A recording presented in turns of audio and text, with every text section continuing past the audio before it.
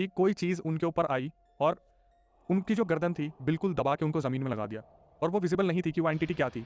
लेकिन जो उनकी डॉग थी लूसी, वो बार-बार चिल्ला रही थी। और जो सबसे गलत बात थी, जो उनके साथ सबसे बड़ी दुर्घटना हुई कि उस टाइम पर घर में कोई भी नहीं था। उनका जो भाई था वो खेलने गया हुआ था। उनकी मम्मी किसी से मिलने गई हुई थी और उनके पापा बिज़नेस में थे। काफ़ी देर तक जो दिव्या थी उन्होंने अपने आप को छुड़वाने की कोशिश की, लेकिन नहीं छुड़वा पाई और उनके मुँह से आवाज़ भी नहीं आ रही थी। जब दिव्या के साथ ये इंसिडेंट हुआ तो घर उन्होंने अंदर से लॉक कर रखा था। उनकी आवाज़ नहीं निकल पा रही थी। उनके जो भाई थे वो खेल कर वापस आते हैं और गेट खुलवाने की कोशिश करते हैं, तो काफ़ी टाइम हो जाता है, 15 से 20 मिनट हो जाते हैं। जब वो देखते हैं कि दिव्या अंदर है लेकिन आवाज़ नहीं आ रही, तो वो फटाफट से अपने पापा की दुकान के पास भागते हैं और अपने पापा को लेके आते हैं।